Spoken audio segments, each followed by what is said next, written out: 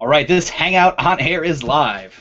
All right, happy Friday, everybody. Today is July 25th. You're hanging out with my community manager, the community built by, for, and managed by community managers.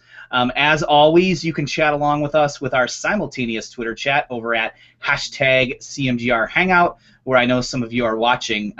If you love what you're seeing today and you have a great idea for a topic, please head over to mycmgr.com.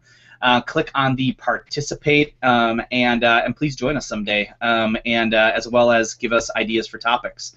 So today we don't have a topic, so it's open mic day. I kind of feel like one of us should have a guitar and one of us should read some poetry. We'll see what happens. Shout out to Sarah Nagel and Carrie Keenan, who are over on Twitter helping us out with our chat. And really what we're going to do is start out by having everybody just introduce themselves, starting with Sherry. And so, Sherry, if you could say who you are, what you do, and then what instrument have you played in the past or currently play? I know it has nothing to do with community management, but we're all people, so we can learn about each other. Sure. Hey, everyone. I'm Sherry. I co-produce my CMJR and CMJR Hangout with Brew. And I also lead community and user experience at a company called Rebellion Media. And I used to play guitar, saxophone, and piano, but it's been a long time since I've used any of the three. Hi, I'm Emma. I'm the community manager at Trapeze Media. I work on Tasmo Canada, Almay Canada, and Axe Canada. I used to play the flute a very long time ago, and I'm also an opera singer when I am taking lessons, which is not right now. My name is Dominic Garrett. I am at Dom Garrett. I am the social media specialist for CET International, and I used to sing in choirs, so if you count your throat as an instrument, I'm also a classically trained steering wheel drummer and air guitarist. So. Hi, my name is David Hurley. I'm the community manager at Joomla, which is a open source content management system. I'm also the co-founder of an open source marketing automation tool called Mautic. And as far as instruments, I have to admit that I played the clarinet in high school. That was totally to pick up chicks. And also did saxophone for a little bit, trumpet, and I sang some, but none of it very well. And other David. So if you missed it, David, we are just introducing ourselves, what we do, and what instrument we've played. Yeah, David with Thunderhead.com. There's a ton of Davids in community management. Third or fourth one. I was a choir geek in high school, so I'm a singer. Any instrument I would have picked up wouldn't have really been called playing.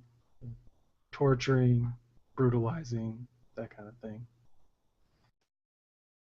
And I am Brew, director of Awesome at BTC Revolutions, and also co-host and co-producer here at myCMGR. So instruments for me, piano, guitar. I played both a little bit now, played a lot in the past, and currently am taking up the accordion, which has been a lot of fun learning that. So let's see. For everybody watching on Twitter, please make sure it's open mic, so tweet us. Let us know what you want to talk about. You guys can drive the conversation today. We will start out. I do have to give a cool little shout out to, and I forgot now who this was. Mark Rowan, for asking us if we could discuss who let the dogs out. So at least that gave us a chuckle. But seriously, jump on in and ask us some questions. So. First thing we want to talk about, and this comes requested straight from Emma, is to talk about influencers. So Emma, if you could, let us know specifically, what are some of your questions or thoughts that you wanted to discuss around influencers? So one of the reasons I'm interested in talking about influencers is because I've been getting a lot of questions about them over the past week or so. They've come up in a fair amount of chats this week. And then, of course, I was talking about things, so then I started getting DMs. So I just thought this would be a really nice place to chat about some of the ways we find influencers, how to connect with them, how to talk to them, what to pay them, and how to really build that relationship. A lot of people had been coming to me saying they were concerned about how if they were paying for an influencer, is that like buying someone's opinion? Is it still legitimate endorsement if there's money there? And I was sort of explaining how, from my perspective, no, it's not, because what you're doing is you're paying for time versus opinion. So if you've got a campaign, first of all, any influencer that you're working with should be someone who is interested in your brand and feels like your brand has a similar philosophy to what they talk about on their social platforms. So there should already be a good fit there before you even get into a conversation about money at all. And then from there, it's sort of a partnership between a brand and the influencer to come up with ideas for how, why, and how to get the message out in a way that's not paying for an opinion, because that's not that's not good. You can't pay for opinions. That's lying. That's fake. So how do you let an influencer be completely honest about how they feel about your brand and your product in a way that still benefits you when you're not telling them what to say? So I think that last bit is the tweetable questions. Is like how do you work with an influencer so you're still getting their opinion, but then something else. I forgot. Somebody framed that up a little bit better. But one thing I was going to say, and I know, David, you were shaking your head about this whole idea of paying somebody, but I'd like to just share my experience with Triber. So we had a situation where we had a very small kind of on the ground bloggers that we have reached out to in the Chicago area to attend the National Restaurant Association show. But we wanted kind of a lot more exposure and amplification online than just that small group. So there we weren't really giving them money, but what we were doing is giving them a ticket to the show, giving them some food and some lunch and some access and everything else, and hoping good things come out of it, right? But then we also did a paid campaign through Triber, where really what we did is say, hey, if this is you, this is who we're looking for, and we're more than happy to pay for some of your time. And what it was is we were looking for moms who, or actually any parent who had children and cared about healthy eating, because that was the whole topic of what we were trying to raise awareness on. We found about 10 to 15 of these bloggers slash influencers slash people who had an audience, paid them a small amount through the campaign. And asked them to do three things. First, write an article show, and here's all the websites and all the info to do that on. Two, to share with your audience. Two, echo what's happening down on the show floor the day of the show. So just watch the tweet stream and give us some retweets. Share with your network things that are going on that they should care about anyways. So it's things that you're already giving to your audience. We just want you to funnel some of our stuff there. And then the third is after the show, let us hook you up with the same people that were interviewed live in Chicago, and we'll give you an opportunity to ask questions and write your own article. So all of that was paid. We paid for that. And what happened was the people that we paid, they started off their articles by saying, just so you know, the National Restaurant Association, this is a paid or a paid, I forgot how they worded it exactly. But then they said, however, the opinions are my own. And then went through and wrote really content from the heart about how they felt. Some of them got really into it, some of them not so much. But they gave us all honest kind of articles, as well as participated at their level of comfort with their audience. And so, sorry, that was probably a really long story, but I guess the whole point is, the way I look at it is, whether I was giving someone awesome access to a show and hoping that they blog about it, I actually got more benefits and reach a larger audience just by paying a small amount, probably about equal to the value of giving them the experience. And all it had was that small tag at the top. So I think that it's fine to pay these types of influencers, because you can't expect all of their work for free. So. And Sherry is poking me to tell me that I'm not being tweetable. So I would just like to say that my tweet is that you should pay influencers for their time, not for their opinion. Yes, that's awesome. So anybody want to counterpoint that? I mean, I guess I can do it just because. Yeah. Wait, go ahead, David. Go ahead. I was gonna say that for me, I probably would never pay an influencer. I feel, on my personal opinion, is that it's bribery. But if you're going to do it, I think that having them disclose it is perfectly fine. And I guess that's really my take on it. Yeah, I mean, I would. Obviously, I have not actually myself ever paid an influencer, nor have I been paid for any influence.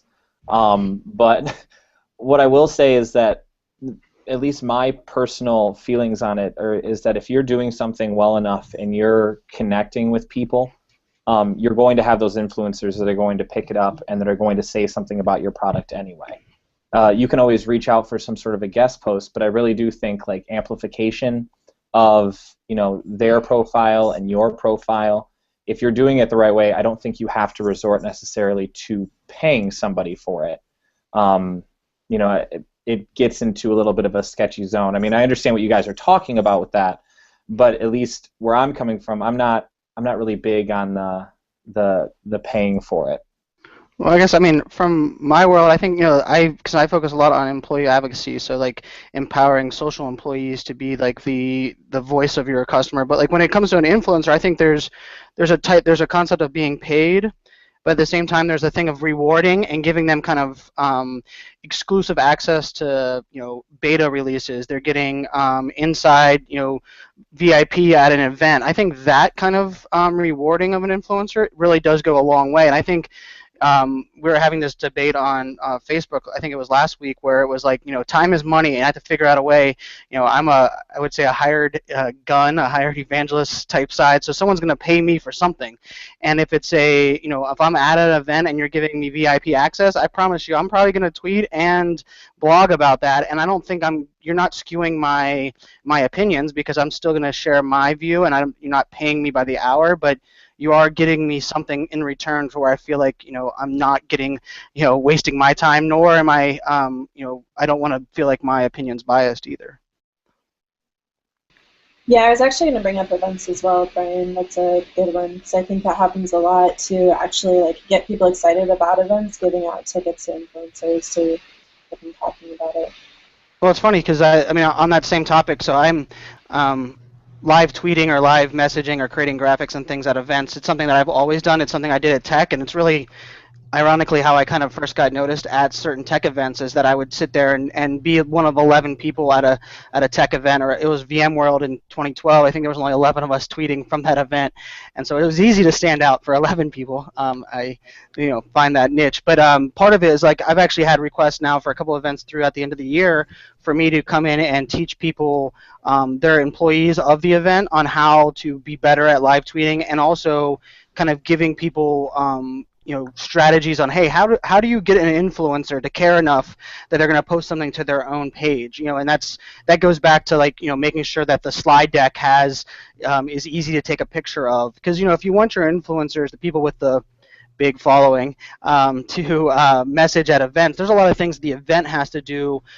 outside of bringing the right people there, and I think that's part of the conversation with influencers is if you're not arming them with information. Like I got 2 pitch decks from 2 different tools today that said, hey Brian, I would love you to review our tool. I sat through a demo and they're like, here's a pitch deck if anyone ever has any questions. Well, that's going to be a lot easier for me to write a blog on, and they're not paying me, and all they did was give me a little bit more data for me to write something I'd say better educated on a topic. Quick follow-up question on this. So, FTC, kind of rules say that when you're paying someone to, talk about a product, they have to disclose that. So, if you get VIP access free into an event because they want you to tweet about it, do you, or live blog or whatever, do you disclose that as well as compensation? I definitely do. If I'm given something, whether it's money or a perk, I'm always really careful to disclose it. And I've done both, paid and unpaid, and I work with influencers, content seeders, whatever you want to call them, both paid and unpaid. There are times when the perk is going to an exclusive event. There are times when it's a product in the mail.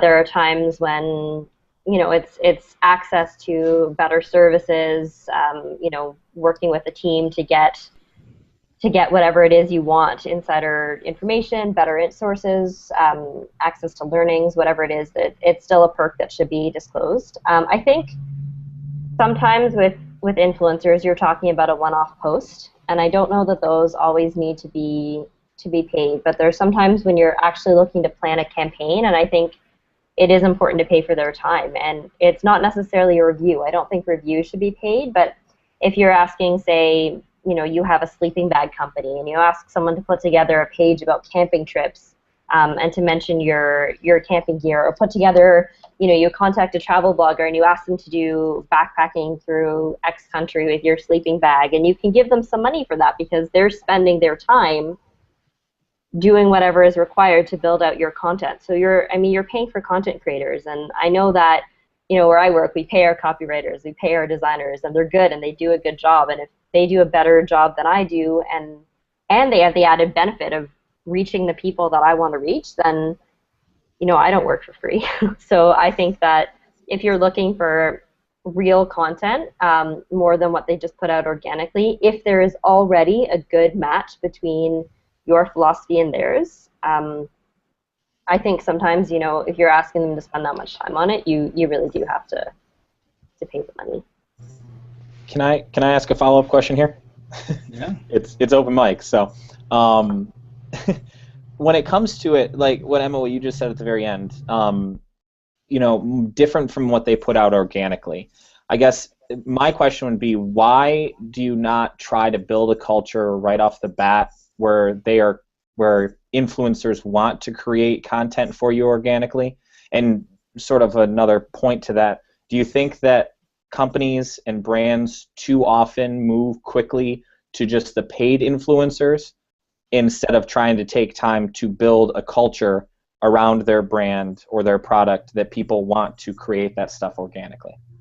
Well, I think that's the long game, right? I mean, sorry to just jump in real quick, but the long game is the investment of building the culture and everything else. But in the meantime, you have this gap where you still need to deliver results, and that's where at least I believe that somewhat of a paid and earned strategy makes sense.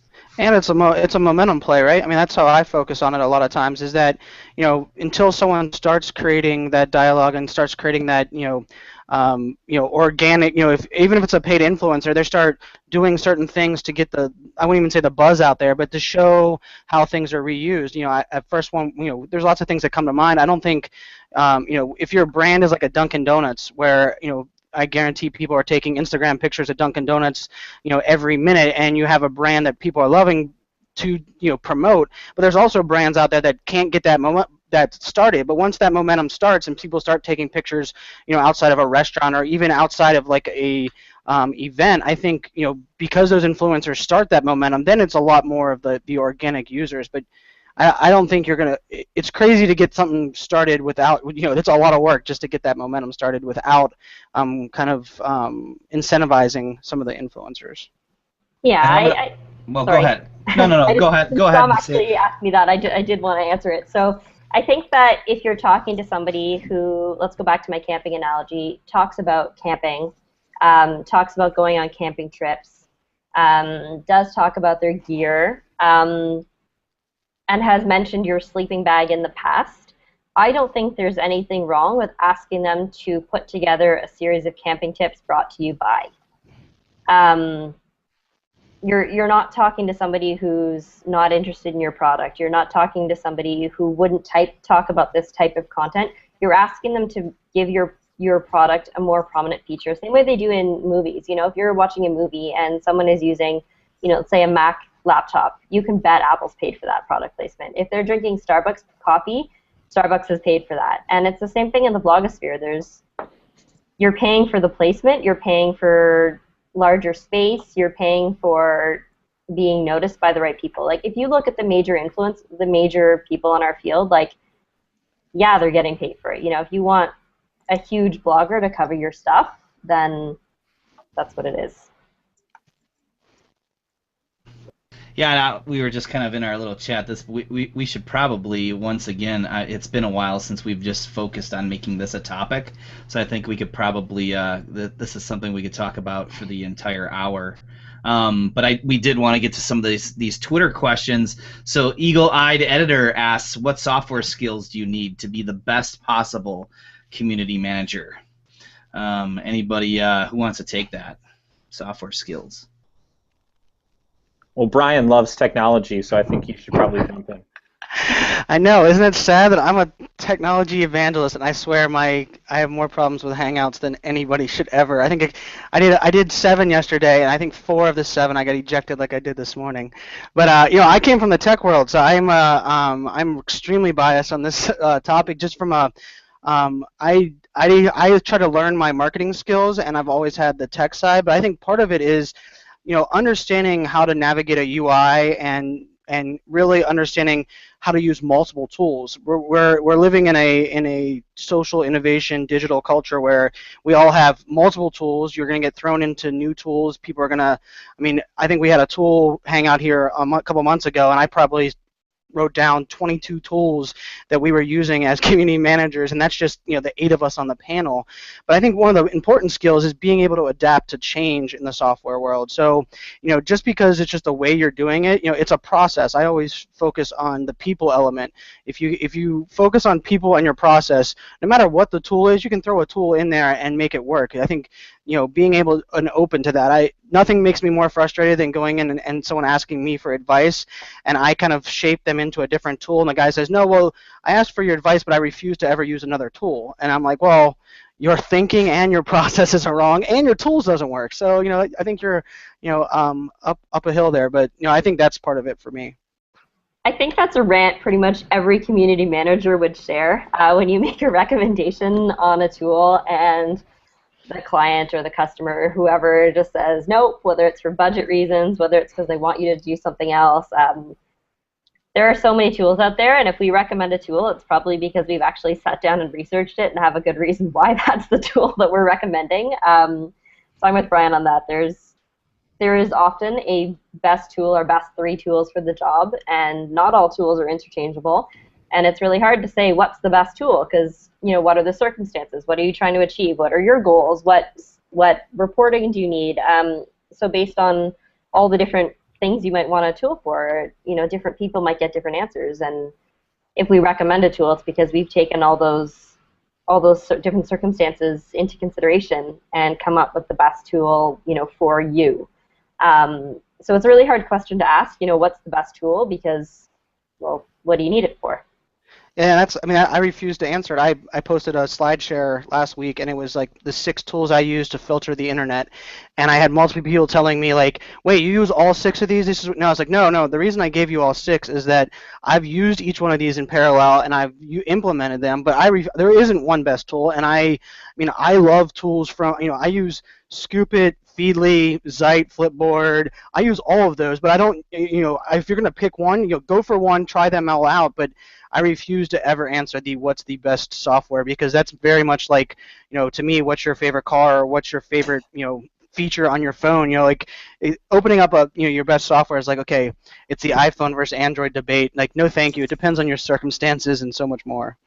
So the best tool is flexibility. That's what it is. Yeah, there you go. There's the tweetable bite. Nicely done. I think that's right, because if you look at the question isn't really what tool we use or what tool we find to be best, but more what software skills do we need to be the best community manager. Yep. And when we look at those, and we look at skill sets, that's a vastly different topic than what tools we would use. And I think Dom hit the nail on the head. It's being able to be flexible and being able to work with what the community that you're in is comfortable with, and being able to be flexible and adapt. Do your community manager yoga and try out all the different tools. All right, guys. So a total noob question from Kyle Wallace, and actually, Kyle, this isn't a noob question at all. Just so you know, but even experienced managers would want to talk about this. So how far in advance should you schedule posts? Who wants to take that? Who's a scheduler? I'm a scheduler, so I'll go first, and then Dom can yell at me if he doesn't agree with me. So I do schedule posts, but I only schedule them the day of so that I have a really clear idea of what I'm discussing that particular day. And a couple of reasons for that. One is it gives me an idea of what I'm going to be seeing discussed in the community. But beyond that, if something happens that for whatever reason makes my post wildly inappropriate, I have it in my head and I can pull it. Whereas if I had it scheduled a month out, I might not have it quite as clearly in my head of what I'm talking about on that given day. And if something happened in the news that made the post a liability, I wouldn't necessarily have it in my head as clearly to pull it down. Yeah, I'm in the exact same situation. You want your post to be relevant to what's going on, and certainly not inappropriate. So both by trying to keep it short, we usually try to schedule stuff maybe 24 hours at a max. Anything longer than that, and you kind of forget that you've scheduled that to be posted, you may forget the content of it, and not be ready to respond should something else come up in the meantime. I call it, I always say I log my posts in advance, like in far enough advance, try to do, so I use the Evernotes and I'll craft the post and have it, even sitting in a stance where it's ready to be go, but it has no schedule behind it, and I usually lock those in because that's part of the question is that we all get these ideas and these posts, and then we want to make sure that they're relative and they're posted at the primary time. I love tweaking and testing when I post and when and how I post what, but if I don't write it down and log it into Evernote for my world, I will probably not do it. So I think that's part of the dilemma is if you don't schedule it far enough advance, too many people forget what they were gonna plan on posting. So log, and then I'm the same way. I think David's a little bit, he likes to do it further in advance. Yeah, we actually schedule ours out about a week at a time. The schedule is set for about 2 weeks at a time, and then the content that's coming in, the fresh content coming in on our site is probably actually a little bit further than that. But as far as the actual social media posts that go out, those are about a week in advance. I will say, and Emma, I'm not going to yell at you completely because speaking of influencers, you have helped me a lot. If you go back and look at my tweets or blog posts that I put out probably about 3 months ago, I was so adamant against scheduling anything because my community is a little small, so it's a little easier for me to get away with it. But I love to make sure that I'm right there. If anybody responds, I'm right on top of it. I can respond right back. Take that relationship the next level. But as it's growing, and I have been playing with it using tools like Hootsuite and things like that to schedule some posts, I do see the benefit of it. So I just want to go on the record to say I don't hate it as much anymore. I'm practicing that yoga. I'm being a little bit more flexible. Okay, just wanted to put it out there. So I think Brian actually made a good point as well. It's not so much that the scheduling factor. I'll write stuff down all the time just to remember it and not put that date on it, just like Brian said. Having it so that I don't forget it later, but then not really schedule it until it gets right near the time that I actually want to publish it. Because, like Dom said, I want to be there when it goes out. And so usually if I have a 24-hour type of notice or less than that, I'm still able to optimize it for the best time for it to go out, but also be pretty close to when it's going to be published. I should note that we do build out our content calendars well in advance of the day. We usually look at a month at a time when we're building out our calendar for what we plan to post. It's just that it doesn't necessarily, I don't actually schedule it on Twitter or on Facebook till the day it's ready to go live. So we do have the calendar written, approved by clients, ready to go. But there's some flexibility so that, let's say we have something planned and then a big thing hits in the news, we can pull that post, put up something that's more relevant, and just make sure we're on top of trends and working out that way. But we do have content planned much farther in advance than just posting the day of. And I think that's the key there is that, you have a content calendar. And with that content calendar, if you're looking at a month out, there's no reason you can't have that written 2 weeks in advance and on the content calendar and maybe even scheduled to go live on a certain date. But you've got 2 weeks of flexibility built in so that you can flip it out and move it forward, push it back. So I'm a 2 weeks guy, no more than 2 weeks, but you have to be ready to adapt. You can't just let it and forget it, set it and forget it in this case. You've actually got to bear and know that, it's going to change. bring in another one here. This is directed at Brian, so we'll let you start out. Says so Leah Alui, yeah, Alui. Sorry if I just butchered your name. She's I have a question. fantastic, by the way. I'll put that out there. Awesome. So I have a question for you. How do we listen to the silent audience, and how do we learn from them? Yes, that's a good one. And I won't go. I think we had a similar rant to this before. I think Emma might have was going on the. We were discussing the idea of provoking, and I kind of laughed at the provoking idea because it's usually the when you provoke, the ones that love to talk and be loud usually are the ones that will end up trumping anyhow. But for me, a big thing is really when you have the lurkers or the listeners that don't really participate, but they comment or kind of chime in afterwards, it's making that note. Like one of the Twitter chats that we were running, there was someone that had continually would message afterwards and say, hey, I loved, they would get on the Google community and say, hey, I've been to the last 6 chats, and then when I went to find a tweet, they didn't use the hashtag once. And so what we did the next time was kind of highlight our, the people that are doing a great job and said, hey, we would love to hear your comments, and kind of almost like promoting them without them having to promote us first. And really, if we really, I focus on give. I think we all kind of are part of that world. And if I can give to them before they feel they even had a chance to, give, because they don't know what to give, or they don't know what to tweet, or they don't know what to post. If I can somehow get to them before they get to me, I think that kind of gives them the encouragement to go further. And also, I always promote, have a conversation, not just communication. So if they're these little off replies like thank you for the the attention, or we had a good time but they never messaged, follow up with what was your favorite part of the conversation, or what was your favorite message today, what'd you learn? Create the conversation rather than just force communication. I think another thing to look at is behavior. They may not say anything, but how they maneuver through your site, how they maneuver through your community. If you can track those kinds of things and the tools are getting it, that's a good measure of your silent community. So they may be talking, but they may be looking at a lot of stuff. Yeah, and you can kind of track them that way.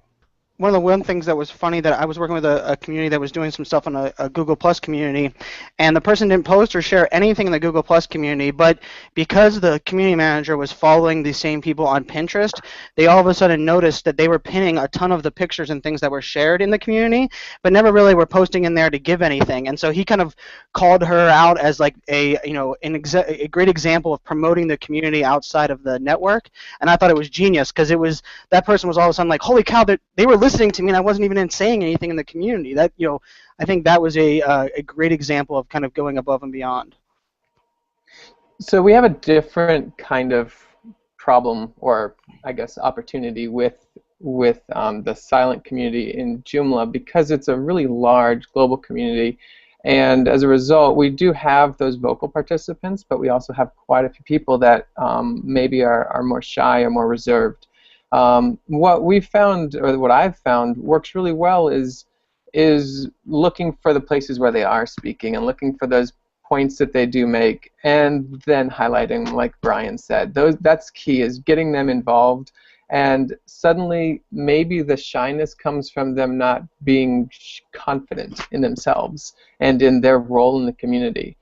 So being able as a community manager to highlight them, making sure that it's not going to draw undue attention to them and that it's something that would be welcome, but making sure that you point out the excellence really shows them, first of all, that somebody's listening, and that sometimes that's all it takes. The next thing you know, they're going to be that next major influencer for you. Just a reminder to everybody watching, please keep those questions coming in. And so if you just joined us, definitely tweet at mycmgr, and we will bring in your questions. So our next question comes from David Kyle. Hi, David. You bring Trinity, David Trinity, to this show, as we already have 2 Davids on. So that's awesome. So he says, what's an important lesson you've learned and would recommend to other community managers? So let's all answer this one, and try to keep it a little short, and we'll hopefully get some more questions in. Can we go? I'll go. Everybody's being slow. So, the greatest lesson. Most important, your greatest detractors, those that are the loudest screamers and the most annoying customers, are ultimately on your side. They just want things to be better.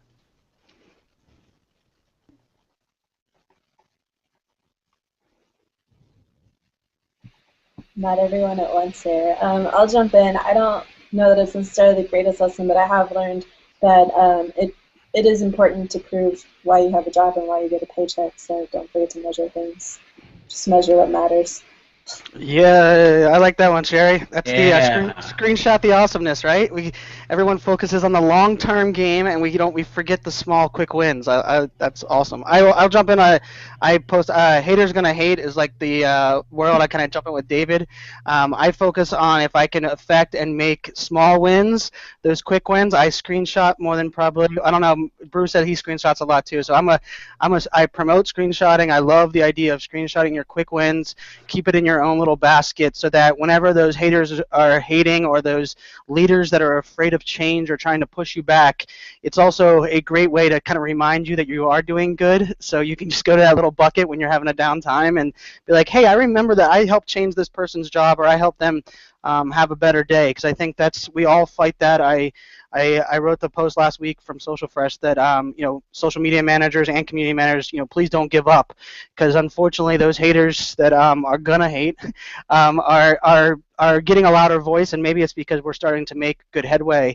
But screenshot the awesomeness. I like that quote from Brew a long time ago. So I Sorry, think I'm never quick. So it's hard to try to just pick one important lesson. Maybe that's why every one of us is kind of like hesitating a bit, because I'm sure we're thinking of a dozen things that we could mention. So to be quick, I think I've learned that it's important to be accessible, to be available, and to be a channel. It's not so much what I'm going to be able to do for you as a community manager, but how I'm going to be able to connect you with others. Another thing that I'm learning right now, I got some great feedback from my boss recently, and if I'm doing it, maybe some other people are doing it. We all know that we can do our jobs. We all know best practices. We all know what's happening in the social space. We know our communities. But sometimes we have to go a little bit further and bringing the rest of the organization in on what's happening.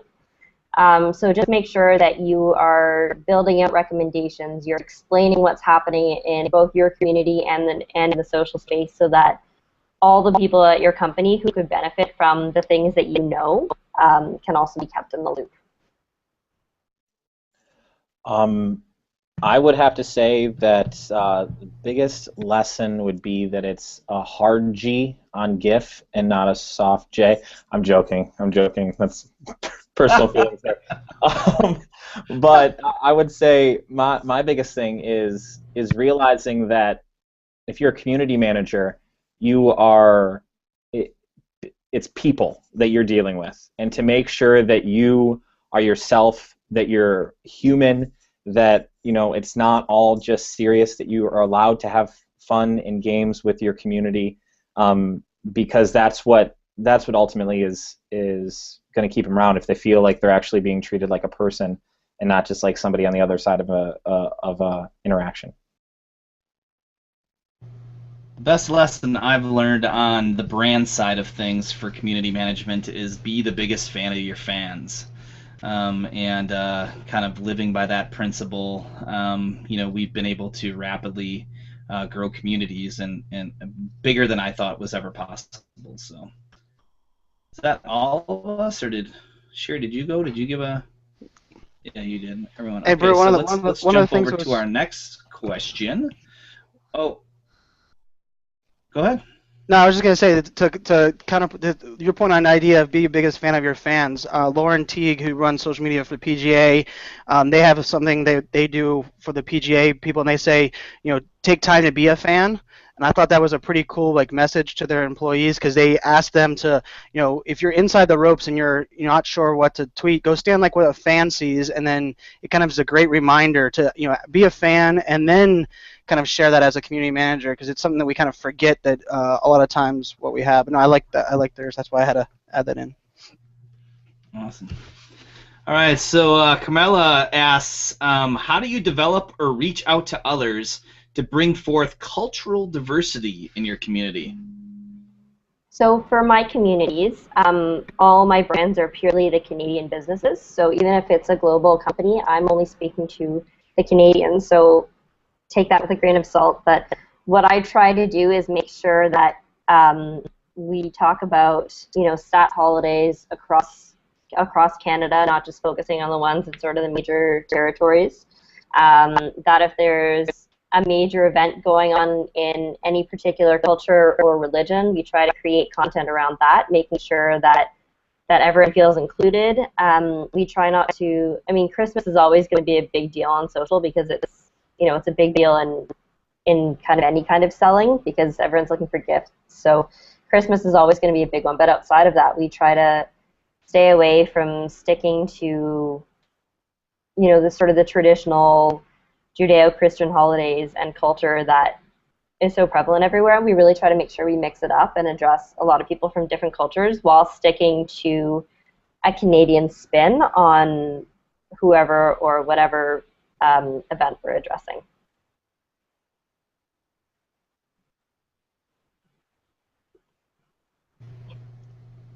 Anybody else? Otherwise, we can just roll right into the next one here. These guys are keeping them coming. So we got Jane. Oh, hi, Jane. Jane asks, what suggestions do you have for nurturing a culture of generosity within a newly established and growing community? I think you can thank everybody. Thank you for that post. Thank you for responding. Thank you for dropping by, and that gets the ball rolling in that giving thanks. People tend to be more generous when they know that they'll be thanked for what they've done, or at least recognized for what they've done. So, I mean, even if it's negative, just go in and say, hey, thanks for your opinion, and just keep positivity going forward.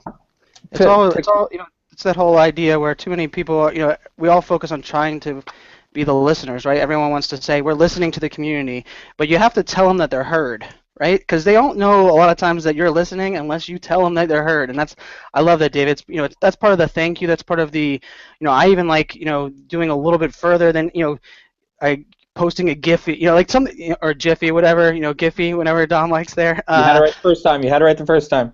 Well, I'm me being politically correct is not something that is common, but no, I think it's going making sure that you tell them that they're heard, because that will encourage those that are doing good things. And I am also, someone posted it in the Twitter feed, is like, you don't promote the trolls, you don't reply to the trolls, but also you have to not promote the haters, the ones that aren't doing the giving, because if people seeing them being ones that are still acknowledged and still giving the time of day, it doesn't give others that are trying to show the other side of the coin kind of a power or a reason to kind of speak up.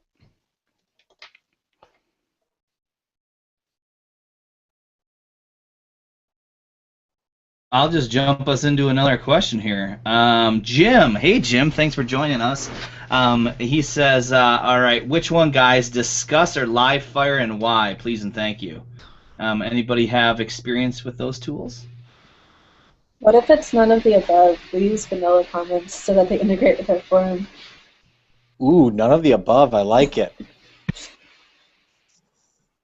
I've used Discuss. I like it. It's a nice way to sort of connect things across all platforms, especially on somewhere like Tumblr when it doesn't have integrated comments in the system. It's a good system. I think something that is a little bit easier to integrate with social, like Facebook commenting, can be a bit easier for people since they don't have to sign up for a new account. But ultimately, they mostly achieve the same purpose. And I don't have a lot of familiarity with Livewire. Sorry. Yeah, I got taught a long time ago to do a personal SWOT analysis 4 times a year, and I was doing that on myself earlier this year, and kind of I have a very good, honest friend who loves to give me honest feedback on my social footprint. He says, you suck at commenting on blogs. I repost, I reshare them, but I don't wasn't a big commenter, and partially that was kind of what Emma was saying. Like, it wasn't that I don't mind signing up for accounts, because I think I have 3 million social accounts, but part of it was really like, what was I getting out of it, and how do I get notifications? Like, commenting and forgetting is kind of ridiculous, partially why I like the Google Plus feel. But I did sign up for Discuss and Livefire, and both of them really, because you can customize the notification emails, I've noticed that I go back and recomment and reply, especially like on the Buffer blog. I really enjoy commenting on their blog posts, because not only does the person do a great job commenting back, but I've set up the notifications kind of to make it easier on myself.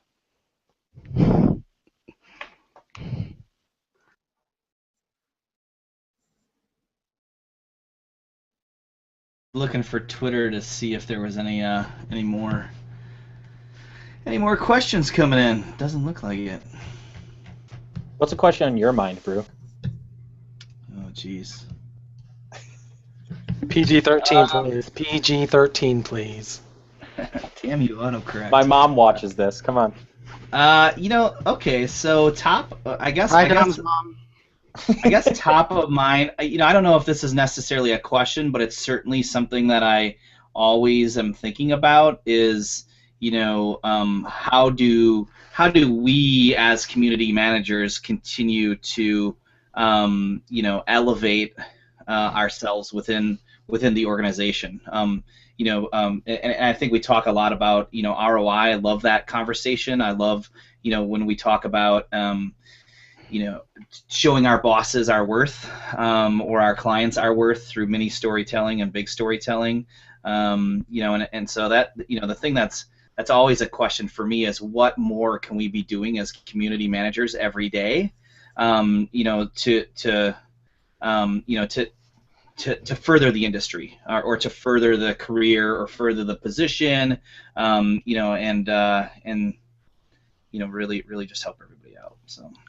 I think that Emma had a great point, what she was talking about earlier, in that making sure, doing a good job of really getting the community and seeing how that the outside community affects almost every area of the business. When you do that, I think that you sort of break yourself out of that box, and you're going to get noticed more by people that are higher up than you are. And I think that that's a big thing. And when they start seeing it, and then you see how it can affect different communities and affect different companies, I think that that's what ultimately will spread. Unless, Emma and I were talking once, unless somebody creates like a CEO of, a chief social or chief community operator position, something like that, it's a scratch your way to the top type of a thing.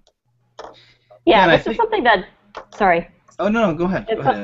Okay, it's something that, as Dom said, he and I have talked about a fair bit, and he really brought up a lot of the points that I would have said. But something that I try to do in my company is that we have a weekly meeting where we talk about the insights we're getting from social. So it's me alongside our main analyst and the two planners on the brands, and we talk about what's going on in the community. What are some of the things that we're hearing from people? What are sources? What can we pass back to our clients?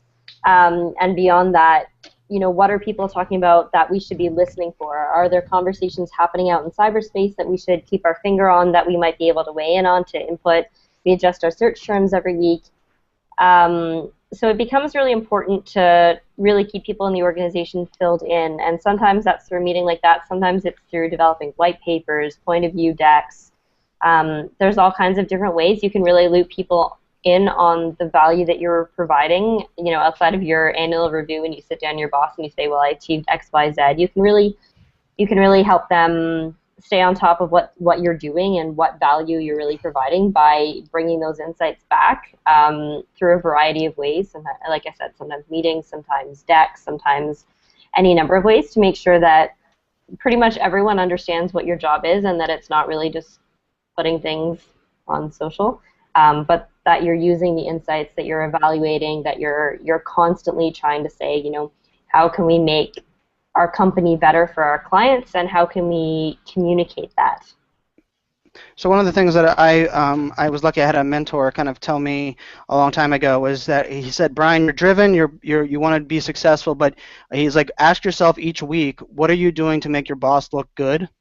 and that's an interesting like way of thinking because I want to take my boss's job, right? That's how we, but at the same time, if my boss isn't looking good, how is he going to promote and allow, empower me? So one of the things that I've noticed is I actually have been working with leadership all the way up to the C-suite on building a personal brand, and they feel like it's like the greatest thing ever. I'm doing this, taking my time to help them like have a personal brand on social, and all of a sudden getting these reports, and I'm using, I'm teaching them Sprout. So all these little things I'm doing, and little do they know the only reason I'm doing that is so that whenever they all of a sudden come to me and say, oh my God, I now see what you're talking about on social, I say, well, can you now trust me to do the same with your employees and see the value, and they're not just staring at Twitter feed all day and reposting cat pictures? I mean, so I think if you try to make your boss look good as well as show the quick wins to the ones that are the haters, that's how it's a great way to force people to kind of see and appreciate what you do.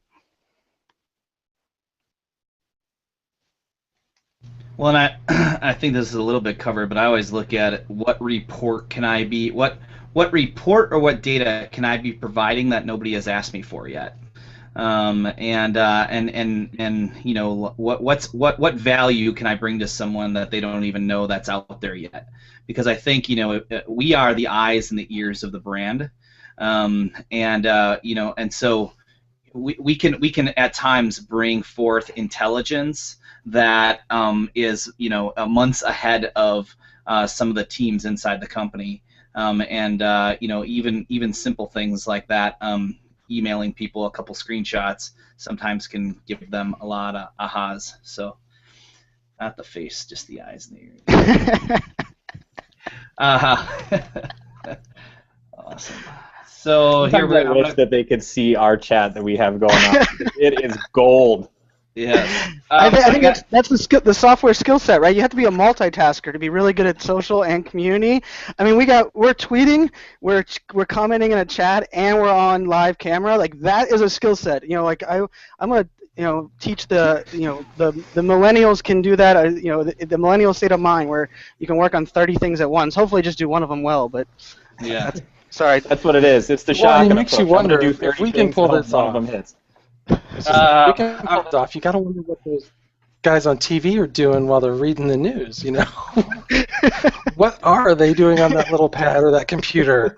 All right, I'm gonna quick try to sneak us in 2 more questions here, maybe 3. Quick fire. Scuba asks, can there be a better way to do notifications of new posts and communities other than email?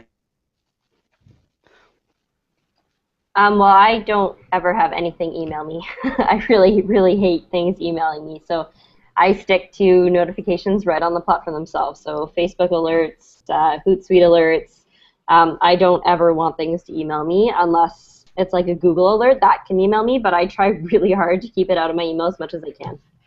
I'm a notification tweaker. I have a Pebble watch that I actually customize what gets sent to my watch versus what sits on my phone, because as much stuff as I get going through notifications, I have to be able to customize that. So if I was at the event last week and there were certain things and certain people that if they're tweeting at me or if they're sending me something, I want that onto my wrist versus just sitting it on my phone because I don't pay attention to those notifications. So I think the key to notifications is tweaking them before they get out of hand, because once they get out of hand, you might as well turn them off and start over from scratch. Well, so let me rein in this question just a little bit more, because it's not about our personal preference. I think they're really asking is, like, in my community, as people are posting, is there anything other than email? And the only thing that I know of is obviously if you have a Facebook community that you built, and you can convince people to leave notifications on, they'll get the notification. But other than that, I don't know that I've seen anything but email, really. Have you guys? I was going to say no. Mostly it's platform specific. Within, if it's a forum, forums can have pop-up notifications sometimes as you move from page to page. I know Facebook does, Twitter does, but yeah, there's nothing. If you want to reach somebody, that's probably the best way. The most universal way is email. Or you can share them out on your social channels and have people follow you there. Well, that's a great point. Yeah, right. No matter what, you're going to be text shouting message? into our room. All All right, let's fire this next one real quick, which is, again, from Eagle Eye Editor. It says, best practices for managing a topic that turns into a social media crisis. Accept it. Realize that it's happening. Like, don't try to hide anything. Like, get in front of it and just own it and then move forward from there. But make sure that it is, you know, act in the best way possible, but don't try to, like, sweep stuff under the rug, because then you are going to blow it up so much worse than it could ever possibly be. I also want to make the point that there's rarely a social media crisis.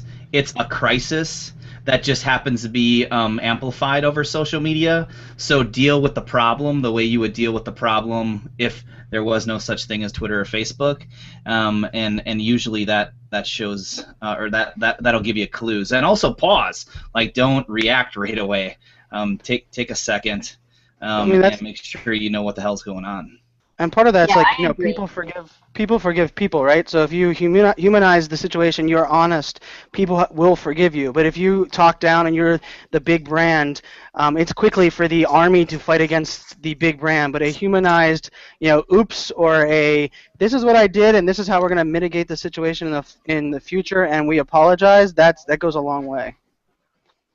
Yeah, I agree with what Brew was saying earlier, that it's rarely a social media crisis, it's a crisis in general. So the first thing that I do is I loop in other stakeholders. So whether that's a PR team, whether that's my boss, whether that's, you know, the brand team or client side, whoever would be the person to deal with that crisis, I make sure I get them like on the phone right away so that I know what kind of messaging I should be put out, and then I would phrase the message in a way that, you know, works well on social. I don't cut and paste. I make sure I individually respond to each person who's complaining, but I really make sure the first thing I do is make sure that what I'm putting out there is in line with what the other teams are saying and what people think that our company needs to let people know about the crisis and the best way to resolve it. I really try to not make that decision myself.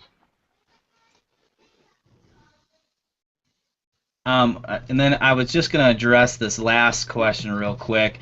Ben, you've asked what the ROI worth question, like, thanks for asking this. How do we measure, demonstrate our value? We don't have time for that today, but I think that would actually, you know, might make a great 1 hour chat as well. So we'll definitely keep you looped in here and discuss a full hour of that question.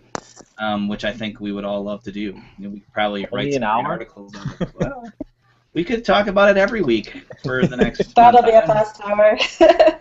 It'll be easy. Then we don't have to figure out topics. That'll be great. The month of August is ROI month on my community. That's a kind of a cool idea. It's gonna have to be the month of October at this point, but. It's the month of ROI. Actually, October is a good one, right? Because isn't it the end of the fiscal year for many people? We can talk ROI at the end of the fiscal year. I like that idea. Let's do it. Let's have a whole month dedicated to ROI. I love it. Isn't every month ROI month? Oh, every At least to day the is ROI exact day. Yeah. Just every day. Every day.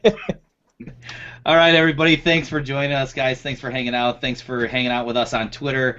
We'll see you all next Friday at 2 p.m. Eastern Time here, as well as over on Twitter. Please, it's really important. And Sherry, can you tell everybody about the circle thing we have going on now? Oh, yeah. If you, I'm unmuted, right? Yeah, okay. If you want to make sure that you get our Google Plus notifications when new posts are up, new Hangouts, then just make sure that you submit your URL through the form. It's listed on the conversation for this Hangout, or we can tweet it out as well. And next week, we're talking about data-driven community management. All right, everybody. Have a great weekend. Bye. Bye. Bye, everybody.